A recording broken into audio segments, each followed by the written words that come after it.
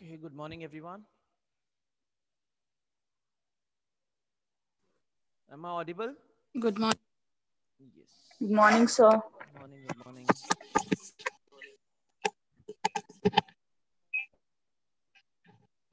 I guess the students are slowly joining, so we'll wait for 5 minutes and then we'll get started, okay?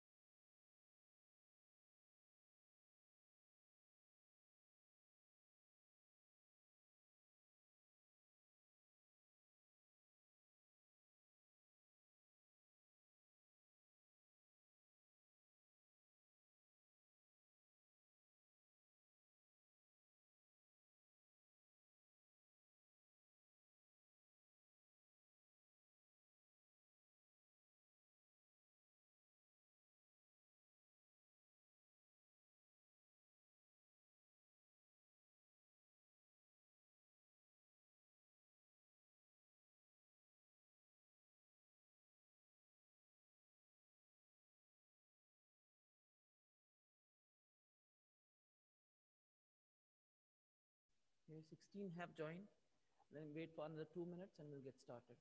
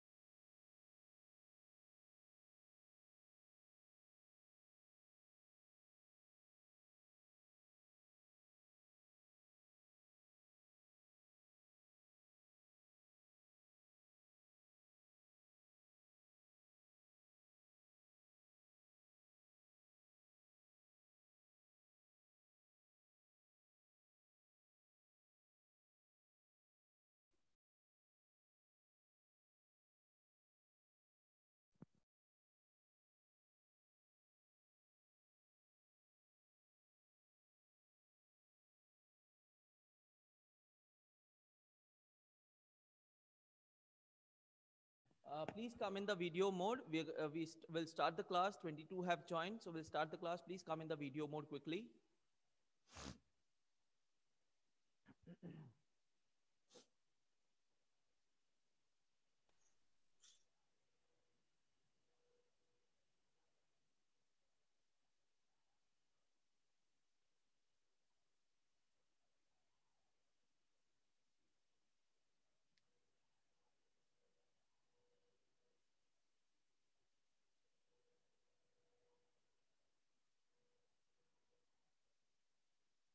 Guys, please come in the video mode. Omkar, Sanket, Swapnil, Rashmi, Shaila, Jaswina.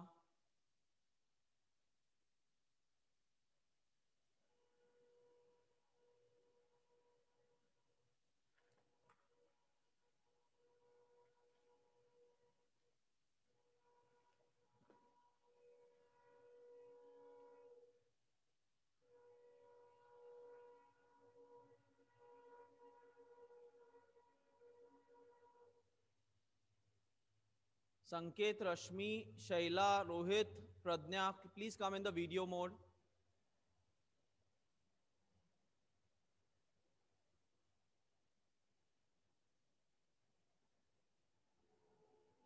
Rohit, Shaila, Rashmi, Sanket, Ashwini.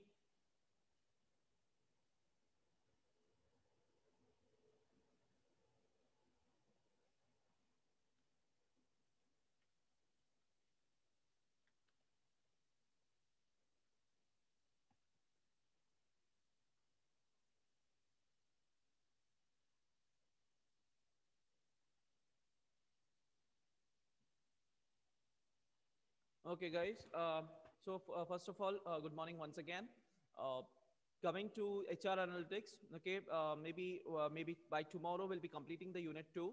Okay, I've given you some assignments, though I have not given you the date of submission and the way you have to submit. Okay, by immediately after this class, I'll be sharing a email ID with you on which you have to submit the assignments that you have done so far. Okay, I'd given you a few assignments, if you remember, related to one was I still remember distinctly. I had given you a assignment on Toyota, right? Correct? Okay, so and there were a few more assignments that were given. Some questions were given in between. Okay, so I hope you have completed that. Okay, that you have to submit me tomorrow itself. Okay, and as I have done it for banking and financial services, for HR analytics also, you have to you have to complete all the practical components. Okay, and submit me, okay, after Diwali.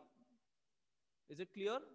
18th is when people have to submit me banking and financial services assignment. Okay, I'll fix up a date maybe on 20th, 20th, you can submit me your HR analytics assignment. Is it clear? Assignment in the sense your practical component. So whatever is the practical component mentioned in the syllabus, you have to complete all the practical components. Okay, you can submit me only one file, but it should be distinctly mentioned as practical component 1, practical component 2, practical component 3, and so on. You can just submit me one file. Okay, you need not have multiple files for it. Okay, this you have to submit me by 20th of November 20th of November 2020. Okay,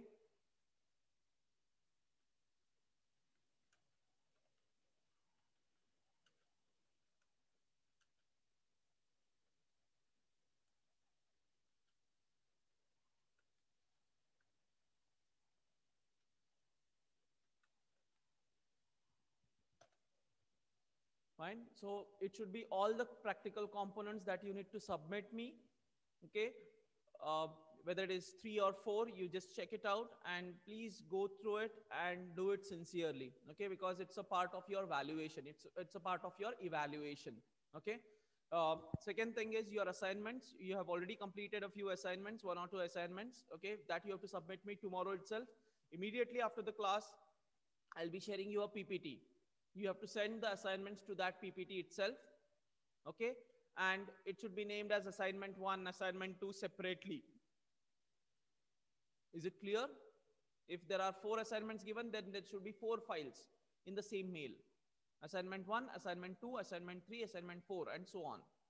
But practical component, you need to have only one file, but in that file, there should be clear division of practical component 1, practical component 2, practical component 3.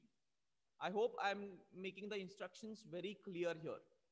Are you all clear with the instructions? Yes, sir. Okay, great. Okay, so with this, let's just start with the class for today. Okay, we have started with scorecard, if you remember.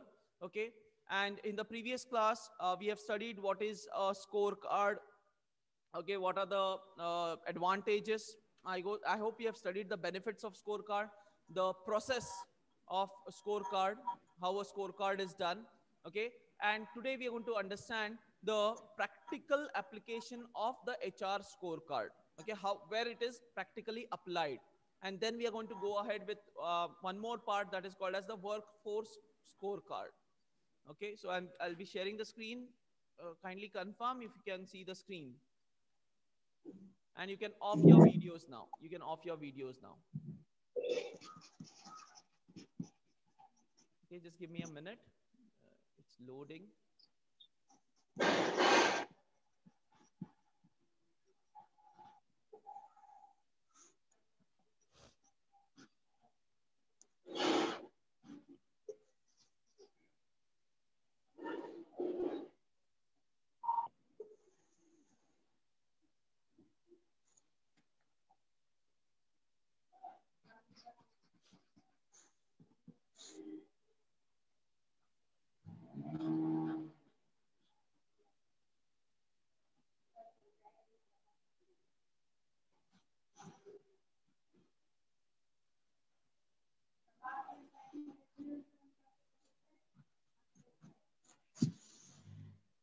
It's just a minute.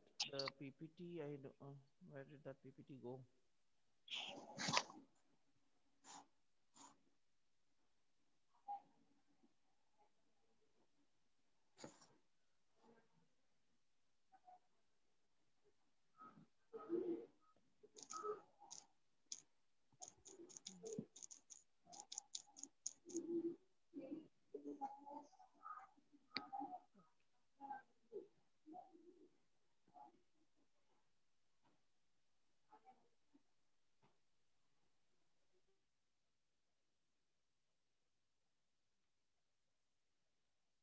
Okay, sorry.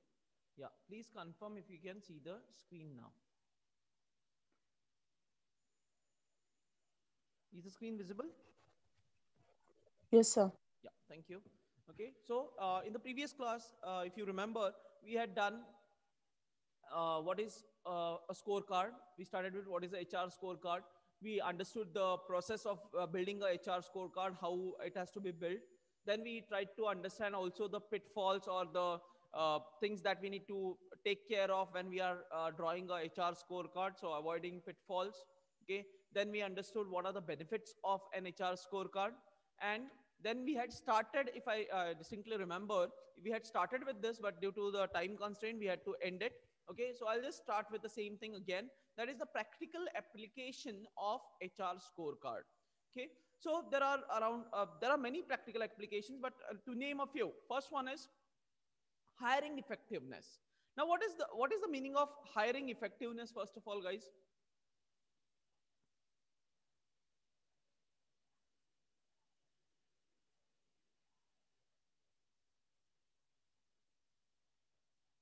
The Yes, selection of the people should be. hiring effectiveness. Go ahead, Rohin. So, like various measures and what we can say, rules and proper regulations should be made by the organization for hiring the candidates, which should be effective and quality for the organization. Okay, anybody else? Hiring effectiveness. It basically talks about how effective are you when you are hiring a particular individual. Okay, like when you hire an individual, what is the performance of that individual? Okay, how much did you spend for hiring that particular individual?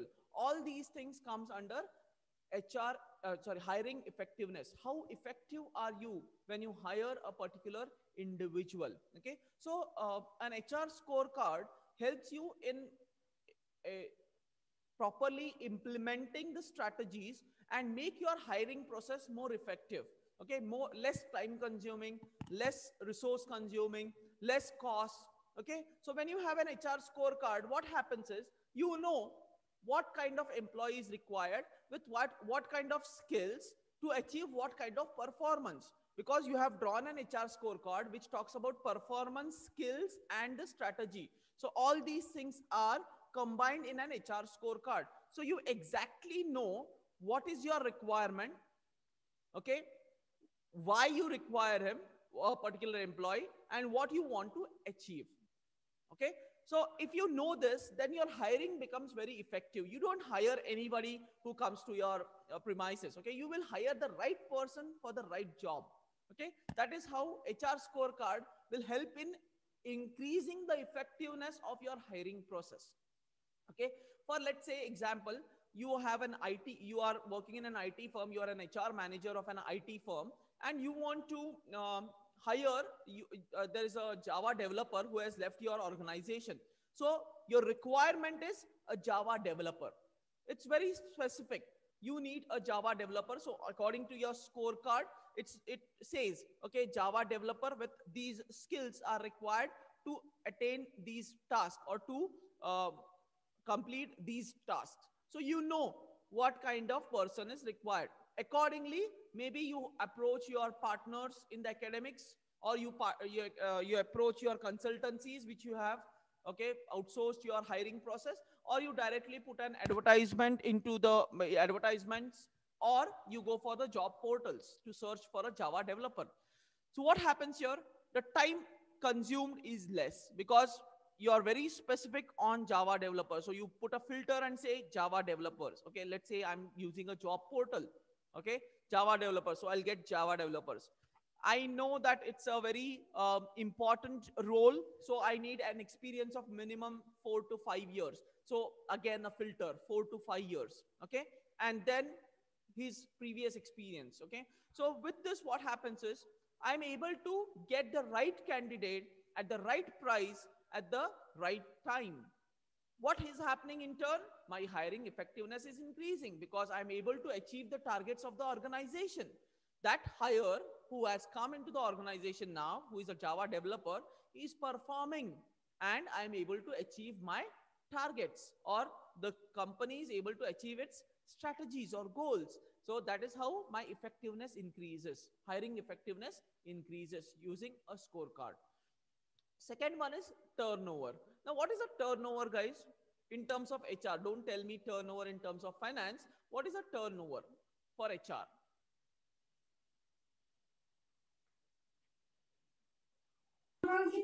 Number of people who leave the organization, sir. Yes, number of people leaving the organization. So what is better, Rashmi? Higher turnover rate or low turnover rate?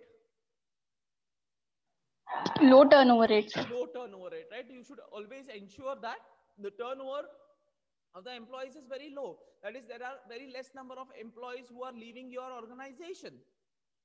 That talks about your HR abilities. If you are a good HR, then there would be less number of people leaving your organization. That is, the attrition rate would be less, right? Turnover would be less. Okay. Now, again, how will HR scorecard help you in this? Attaining lower turnover rates. Okay. First of all, you have HR scorecard. On the basis of HR scorecard, you have the HR scorecard for each and every employee with his requisite skills and his expectations also. Okay, what are the expectations of each and every employee have been mapped, because there are different types of scorecards that you prepare. So there is a scorecard for employee expectations. Okay, so it is properly mapped. Now you will find out through your scorecard whether you are able to keep your employees satisfied or no, whether your employees are satisfied or no, or whether you have taken steps to keep them happy, keep them uh, in the organization. Are you able to, have you able to achieve that goal? Because scorecard talks about achieving goals. Is that goal achieved? What is your achievement level in terms of benefits, in terms of other facilities to be provided, in terms of satisfying the employees, in terms of increasing their productivity, XYZ? Okay, so your HR scorecard will tell you your performance in terms of satisfaction of the employees. And if there is some lacunas, if there is some problem, then you definitely take steps to improve those, to improve your performance as you are an HR manager. Okay, and in this process, what happens is your employees are happy and satisfied with the organization, and they don't leave the organization. So the attrition rate decreases, the turnover decreases. Okay, so that is how HR scorecard helps you in maintaining the employee turnover. Okay, next one is training outcomes. Yes, whenever a training is provided, you get a feedback.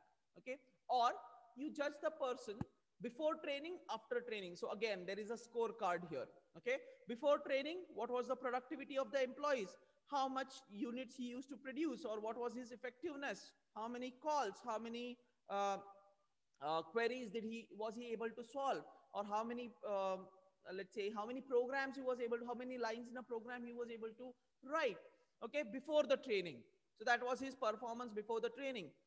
After the training, what is his performance? Whether his performance has increased or no, the number of units produced, the number of calls handled, etc., etc. So you try to find out the difference between the pre-training performance and the post-training performance using a scorecard, because in a scorecard the elements are fixed, so it's easy to judge and compare.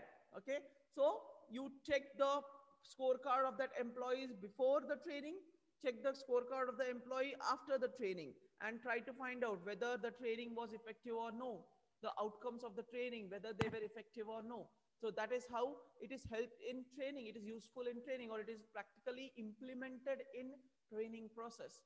Okay, and last one is the benefit cost.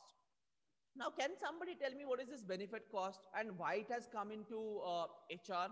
Okay, if it was costing, I understand. It is a benefit cost ratio. But why has it come in HR, and what is this benefit cost? Anyone?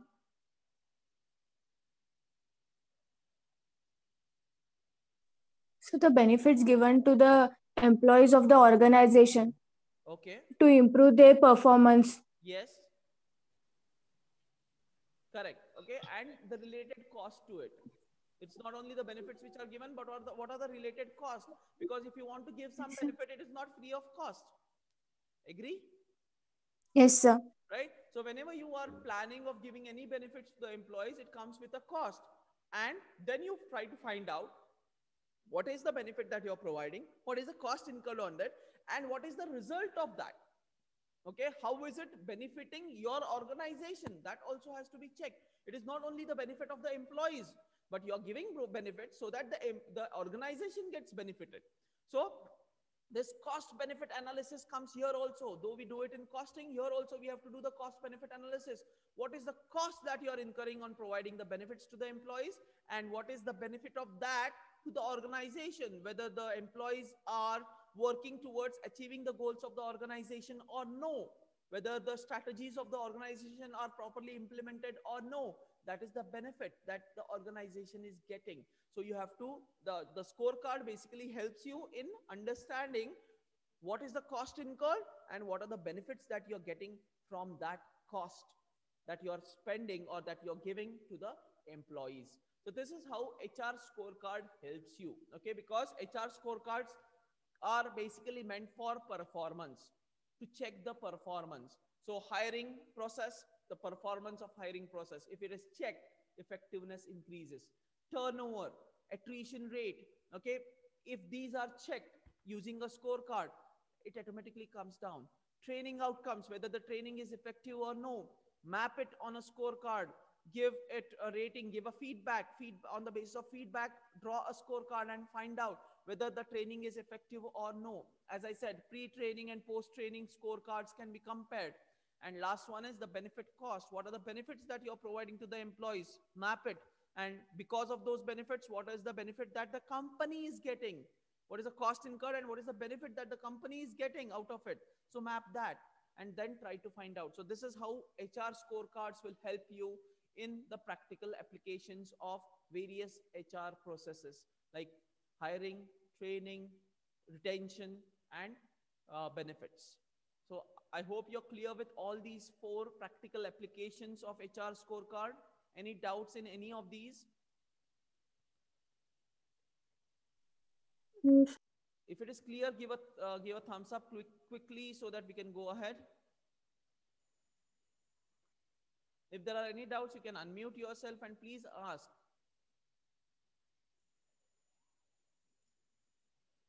Okay, so if it is clear, then we'll go ahead with the next part. Next part talks about workforce scorecard. Okay, again, a part of HR scorecard, but it is very specific to workforce scorecard. Now, what is special about workforce scorecard is it tries to link the employee's performance with the performance of the organization. Okay, it tries to have a link between these two. Okay, whereas see, balance scorecard only talks about the employees and the performance of the company in terms of training and finances and marketing and etc. Okay, HR scorecard also talks about how effective your training is, how effective your various processes are, right? Whereas workforce is specifically to the employees.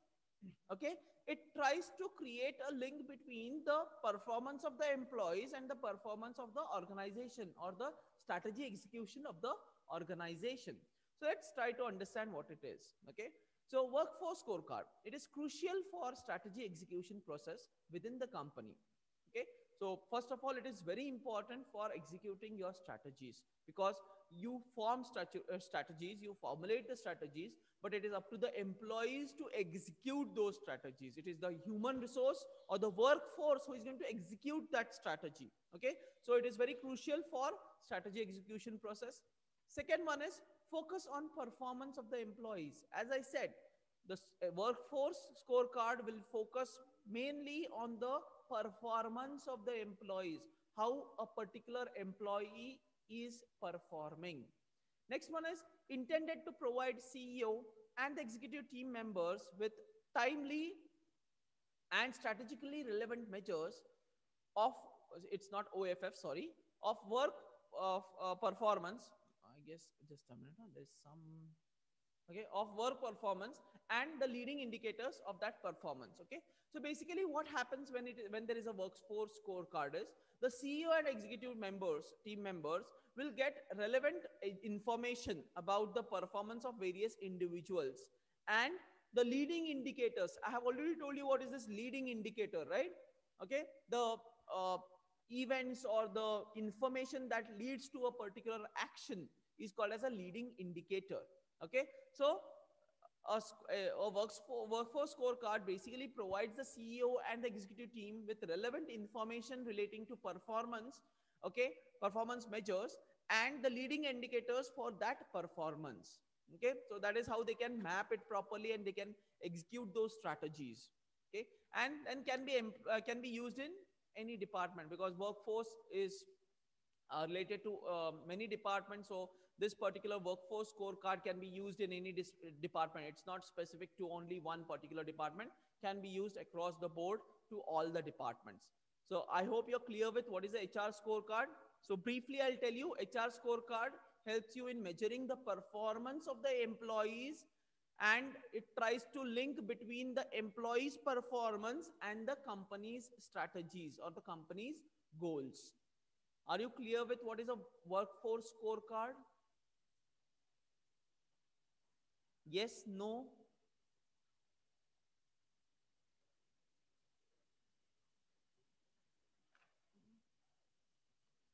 Is it clear to everyone? Okay, I'll Yes, make it sir. more clear. Sir. Yeah.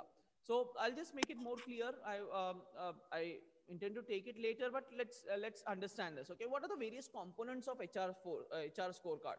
Okay, the various components are workforce success. What is the success of the workforce in terms of performance? How much successful are they? What are they providing? Again, we talk about the bottom line, that is the profits. How much is the increase in the profits every year, year on year? What is the increase in the profits? That talks about the workforce success. So that is measured by the workforce scorecard. Okay, then what is the mindset of the workforce, mindset and the culture? Okay, so it tries to have a link between the culture of the organization and the behavior of the workforce. So that is another element of, another component of workforce scorecard. Then workforce competencies, what are the various skills and competencies that the workforce has? So it talks about workforce competencies, and it talks about the leadership and workforce behavior also. Okay, so these are the various components of workforce. Now you might be clear as to what workforce does, workforce scorecard does. Okay, it tries to measure the employees in terms of maybe performance, majorly performance, then behavior, culture, okay, competencies, skills, etc. So that is what a workforce scorecard deals with. Are you all clear with this now?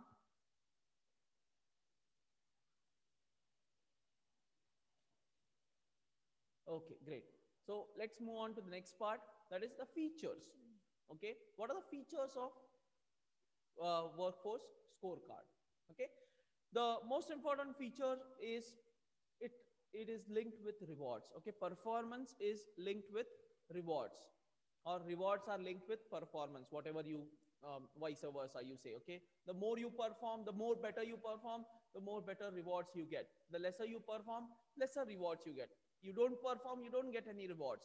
So that is how workforce scorecard is drawn. Okay, so it is linked to rewards, the performance is linked to rewards. Then it basically requires training. Okay, uh, why? Because workforce scorecard emphasizes on training the employees, or training the workforce in enhancing the skills, enhancing the competencies of the workforce. So that is another feature of workforce scorecard, where it emphasizes more on training the employees in terms of skills and competencies and etc. So that is another feature of workforce scorecard.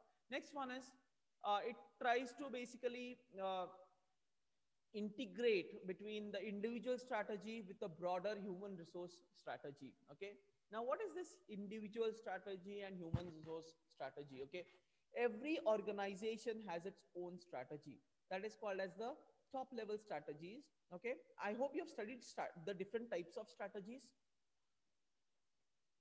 In strategic management, you might have studied different types of strategies, like organizational level, unit level strategies, organizational level strategies, the corporate level strategies. Have you dealt with this? Somebody can unmute. Rohin? So levels of yes, sir. In the second unit, we learned, sir. What have you studied there? There are different types of levels. So like unit level will be there, then corporate. I think there are 5 levels, sir. What are those 5 levels, if you remember at least a few? Mm. At least you tell me the top level. So top level, like top level will be like corporate only, sir. I think first will be unit level. Okay. Anybody else? It's correct, Rohin. Anybody else? So top will be corporate strategy only. There's also business strategy, sir, Yes. Below which that, comes business on strategy. Below that, below Ah, yes, corporate. sir. right? Yes. So market level one is there, sir. Market level Okay, strategy. basically, see what we have studied. I don't know whether you studied something else. So, what we studied is three levels of strategies: unit level, business level, and market level. Sorry, corporate level. Unit, business, and corporate level. Okay, these are the three strategies that we have studied. Okay, so the broader human resource strategies. Okay, is a part of your business strategies. Okay, like every business, or let's say it is also a corporate level strategies, where the corporate wants a particular achievement or particular goal to be achieved by the human resource in an organization. They want to hire particular people only, okay, with particular set of skills and competencies. from a particular institutions, from a particular set of institutions with particular percentage. So that is what the human resource strategies talks about. Okay, and they want this human resource to achieve certain goals and objectives. So every organization has a human resource strategy, what they want from the human resource. Okay, their expectations, needs and expectations from a human resource, from the corporate. Okay, that is what the corporate level strategies are. Okay, or human resource strategies. And there is something called as an individual strategy, like every employee has its own strategy to attain his particular goal, right? Like I'm an individual employee of this organization. I have my own strategies to reach my goal. Okay, maybe I want to reach at a goal of I want to be a professor, a particular, let's say I'm an assistant professor now. Okay, after let's say 2 years, I want to be at the grade of professor level. Okay, that is my so that is my goal, and for to achieve that goal, I will have my own strategies. Okay, I'll do this. Okay, and then I'll reach my goal. What workforce scorecard does is, now according to workforce scorecard, they know that this is what my goal individual is, and this is the goal of the organization. They try to integrate them. Okay, they say, okay, if you now let's say the goal of the organization is they want some research papers, good quality research papers. So what they will say is, if you want to reach the level of professor, you need to have at least 7 8 good research papers in good areas. So okay, if I want to achieve my goal, I'll have papers. Okay, 7 papers in good quality journals. When I have 7 papers, the organization goal is also achieved. So they are integrating. Okay, so when I go to achieve my own goals and organization, I use my strategy. Automatically, the strategies of the organization are also met. The goals of the organization are also met. That is how workforce scorecard helps in integrating individual strategy with broader human resource strategy. Next one is link individual and organizational objectives. Yes, first one was strategy. Now it is objectives. Okay, the explanation again remains the same. That is, I have my own goals and objectives. Organization has its own goals and objectives. It tries to create a link between these two. Okay, it makes sure that when the individual achieves his goals and objectives, automatically the organizational goals and objectives are also achieved. That is what workforce scorecard gives you. That is another feature of workforce scorecard. And last is shared process between managers. Oh, okay. Shared process between managers and individual. Okay, the HR scorecard helps you in understanding the shared processes between the managers, that is the boss, and the subordinates. Okay, what are the processes that they're sharing amongst each other? So the performance of that process is not individual based, but it is based on the manager as well as the team under him, or the individuals under him. So how are they integrating themselves to achieve the performance or achieve that particular goal of that particular process? Okay, that is what is all about workforce scorecard. It helps you, basically the main objective is checking the performance, aligning the performance with the organizational performance. So it basically tries to create a link between individuals and the organization. Okay, in terms of performance, in terms of strategies, in terms of shared processes, etc., etc. So that is what a workforce scorecard does. Okay, I guess we are running short of time now. We are left with less than a minute. So if you have any doubts, you can ask. If you're clear, give a thumbs up, and we'll close the class, and we'll continue it in the next class.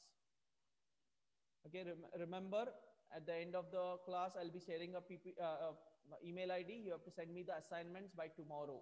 By tomorrow, 11 o'clock, I want the assignments.